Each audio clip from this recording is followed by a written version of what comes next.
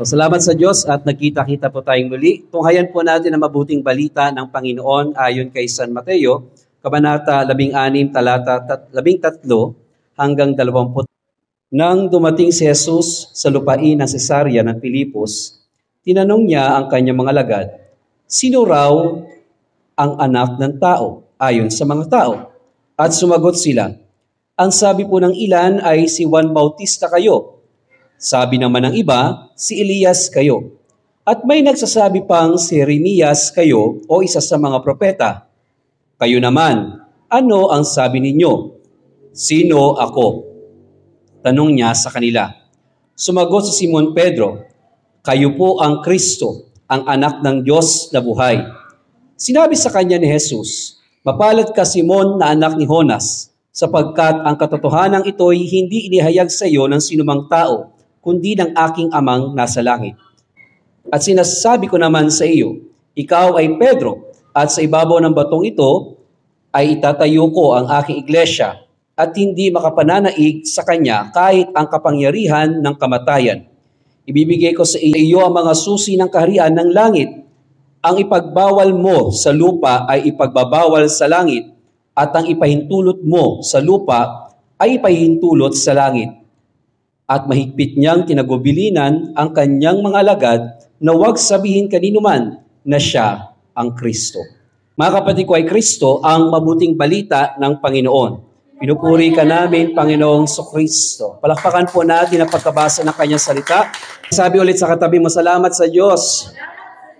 Hindi ka absent. Pati na pag-usapan po natin ngayon is all about Peter's confession, the significance and impact sa lahat ng mga sumasampalataya. Sa Tagalog, ito po yung pagpapahayag ni Pedro sa kung sino o yung kung sino ba si Jesus para sa kanila.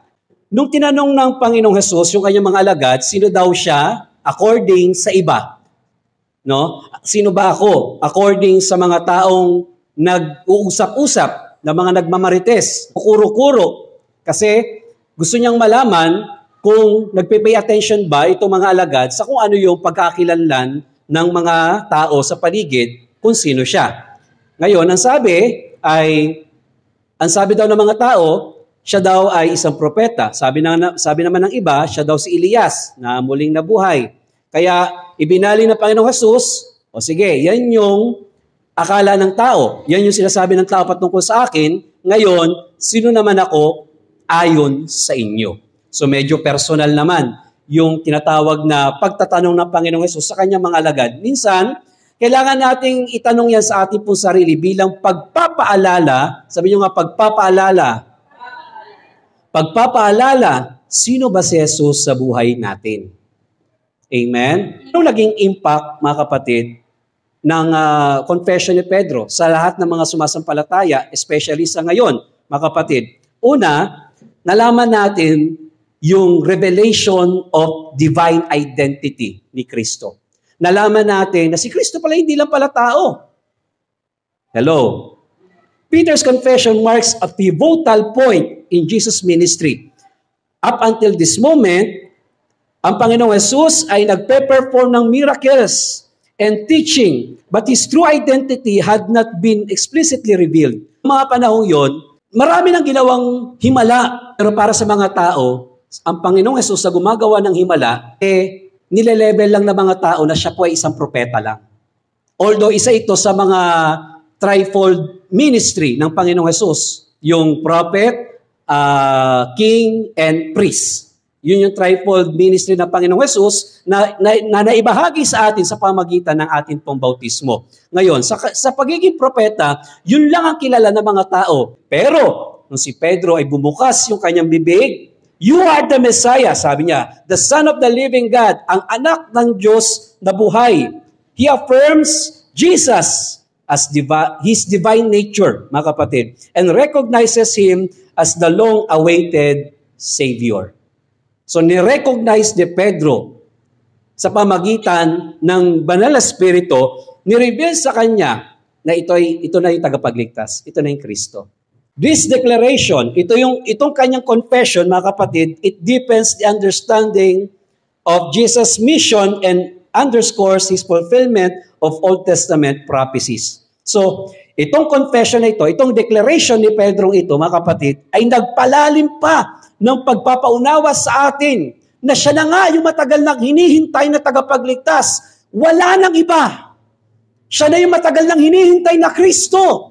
Wala nang iba. Isang dahilan kung bakit hindi nilelebel ang Panginoong Hesus sa above prophets, mga kapatid, kasi parang hindi nila tanggap. Hindi lang parang talagang may mga Hudyo noon na hindi abot na kanila pong pangunawa na ito na pala talaga sa panahon nila darating yung tagapagligtas. Pero hindi umabot sa kanila pong isipan. Kahit nga si Pedro, mga kapatid, si Pedro at ang kanyang mga alagad, iba ang konsepto ng tinatawag na tagapagligtas. Gusto niyo po yung patunay? Mga kapatid, alam niyo po ba na kahit si Pedro ay sinabi niya na sa harapan ng kanya po mga kapwa-alagad, Jesus, ikaw ang Kristo, ikaw ang anak ng Diyos na buhay. Sa kabila, na yun yung kanyang declaration ng kanyang bibig, pero hindi ganun yung kanyang understanding.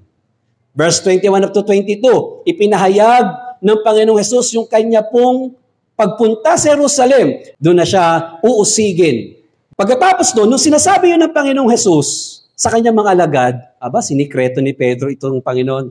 Sabi niya, Lord, hindi ako papayag. Huwag nawang mangyari ito sa iyo. Huwag nawang pahintulutan ng Diyos mangyari ito sa iyo. Ang sabi ng Panginoon, hinarap niya si Pedro, sabi niya, lumayas ka, Satanas! Hadlang ka sa aking landas. Biruin niyo, mga kapatid, kahit ang bibig ni Pedro ay nakapagdeklara ng mabuting bagay na galing sa Diyos, kapag hindi malalim ang ating pong isipan sa pagkakilala sa Kanya, maaaring ma-distorted o makontaminate yung ating pagkakilala kay Kristo. Amen? Siguro nung moment na yon, mas pinakinggan ni Pedro yung kanyang damdamin. No? Kasi galing sa tao eh. Pero nung tinanong sila beforehand, verse 13 hanggang 20, ang nasa isip ni Pedro, kaya naging maluwag ang pangungusap siguro ng Espiritu Santo kay Pedro dahil wala siyang ibang pinakinggan kundi ang boses ng Diyos. Lahat ng mga apostol ay mayroong mga kahinaan. Pero ang Diyos, si Kristo, ang Panginoong Jesus, hindi sila pinapabayaan. Amen?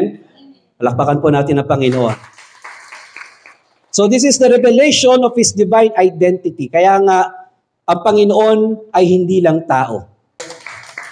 100% human and 100% divine. Kasi siya'y anak ng Diyos at siya'y nagkatawang tao, hindi nag-anyong tao. Magkaiba po yun. 100% human siya. Upang sa ganon, ito yung maging handog para sa ikaliligtas ng lahat ng sasampalataya sa Kanya.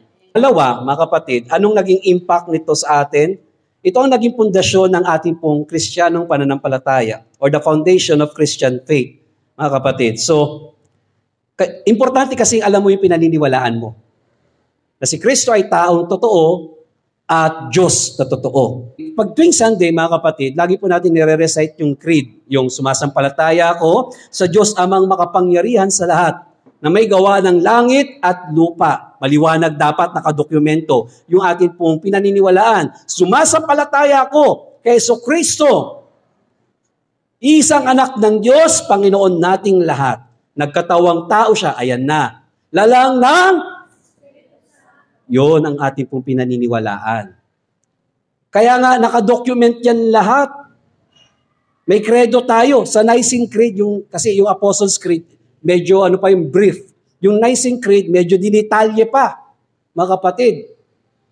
Kung sino doon ang Ama, kung sino doon ang Anak, at kung sino ang Espiritu Santo. So kaya tayo may mga ganon, nakadocument yung ating po pananampalataya para hindi malimutan ng mga susunod na henerasyon kung sino ba itong Diyos sa ating pong sinasampalatayanan. Lalo na ngayon, mga kapatid, maraming posibleng mag-contaminate ng ating pong isipan. No? Ang ating mga belief, pwedeng ma-contaminate yan. Na lalo na, maraming tinatawag na influencer ngayon. Lalo na, may mga iba pang medyo gustong ipahayag yung kanilang opinion patungkol sa pananampalataya na hindi naman talaga nag-aral ng Hindi naman talaga inaral yung kanila pong pananampalataya. Hindi naman lahat nakakapag-aral ng theology, Brother Henry. Hindi yun ang sinasabi ko. Ang ibig ko sabihin, tanungin mo yung mga nagbibigay ng opinion patungkol sa banal na misa, sa pananampalataya natin, tanungin mo kung nagsisimba yan. Dapat balik tayo sa pundasyon. Kapag nangihina tayo, huwag nating isisi sa iba yung ating pumakaranasan sa buhay. Balik tayo sa pundasyon natin. Balik tayo sa pinaniniwalaan po natin. Kilalanin natin si Kristo sa kanyang kabanalan. Amen. Pangatlo, nag-establish ito ng apostolic authority. Yan na. Pag sinabi apostolic, kaya nga ang tawag sa atin sa simbahan ay Catholic, One Holy Catholic Apostolic Church. Pag sinabing apostolic, mga kapatid, yung aral natin, hindi natin yung pinulot kung saan-saan. Yan ay galing mismo sa mga apostol. Kaya nga, maraming mga libro noon sa pagbubuo ng Bible, maraming mga libro na hindi talaga tinanggap na isali doon sa nilalaman ng Biblia. Bakit? Hindi nakaugnay sa turo ni Kristo sa mga apostol. Kaya nga, yan yung naging anyo ng ating pong New Testament, mga kapatid, dahil yan yung umuugnay sa turo ni Kristo sa mga apostol. Noon kasi wala pang Biblia, pasalin-salin, ang tawag ng professor namin dito ay salit-saling sabi o oral tradition. Pag narinig yung salitang oral tradition, ibig sabihin nasa tamang tao ka. nasa tamang aral ka, mga kapatid. Kasi nung una, wala naman talagang Biblia. Yung nagtuturo si Pablo, sabi niya ay lahat ng kasulatan ay kinasihan ng Espiritu Santo. Kaya pati ito, kinasihan ng Espiritu Santo. Amen ako doon. Amen tayo doon. Pero nung time ni San Pablo, wala pang New Testament. Kaya paano mo nasabing ito yun? Diba? Wala pa siyang hawak ng book. Hindi niya nga alam kung nagsusulat si Mateo noon. Hindi niya nga alam kung merong Gospel of John. May Gospel of John ba? Hindi niya alam. So paano yung mga nauna? Anong guide nila? Oral tradition. Pagsasalit-saling sabi. At yung pagpe-preserve ng mga sulat ng mga apostol at ng mga, yung tinatawag na may malaking kaugnayan sa ating pong Panginoong Jesus. Amen? So, kung di-discuss ko pa medyo mahaba-haba pa yan. So, ang gusto ko dito, nag-establish ito ng apostolic authority para po merong order. Sabi niyo nga order. O maayos sa pagpapasa ng ating pong pananampalataya. Dito pinatunayan, mga kapatid, pag sinabing apostolic authority, ito yung sinabi ng Panginoong Hesukristo dito. Ito yon. Mapalad ka Simon na anak ni Jonas, sapagkat ang katotohanan ito hindi inihayag sa iyo ng sinumang tao, kundi ng aking amang nasa langit. Verse 18. At sinasabi ko naman sa iyo, ikaw ay Pedro, at sa ibabaw ng batong ito ay itatayo ko ang aking iglesia, at hindi makapananaig sa kanya kahit ang kapangyarihan ng kamatayan. Verse 19, ibibigay ko sa iyo ang mga susi ng kaharian ng langit at ang ipagbawal mo sa lupa. Kaya ko diniin yung mo dahil kay Pedro yun naka-address. Mga kapatid. At ito po ay naging mission din ng mga alagad. So, to cut the story short, nagkaroon ng apostolic authority, at yung apostolic authority na mga kapatid ay ipasa sa ating mga Santo Papa. Pag pinapatunayan dito na ang misyon ni Jesus ay hindi lang misyon ni Jesus, kundi pati na rin ng mga sumasampalataya sa Kanya. Yung pag-ibig sa kapwa, yung pagpapahayag ng mabuting balita. Once na ikaw ay nabautismuhan, misyon mo na rin iyan. I encourage you, unahin nyo muna yung misyon na iniwan ni Kristo sa atin. Itinuturo sa atin na matuto tayong makinig sa mga tinaguriang spiritual fathers natin, such as the Pope Francis, mga cardinal natin, mga spiritual advisors natin. Mga kapatid, makinig tayo sa kanila dahil sila, bago tayo, ang kinasihan ng Espiritu Santo upang tayo po ay alagaan. And especially sa atin po sa El Shaddai, si Brother Mike.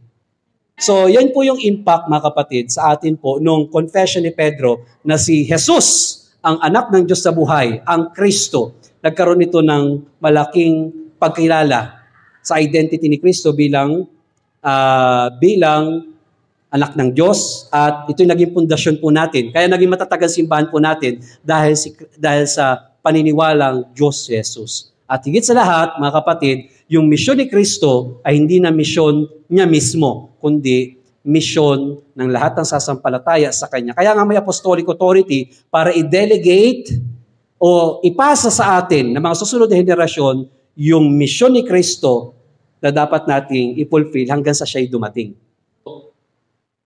Igawin natin yung misyon ng ating pong simbahan.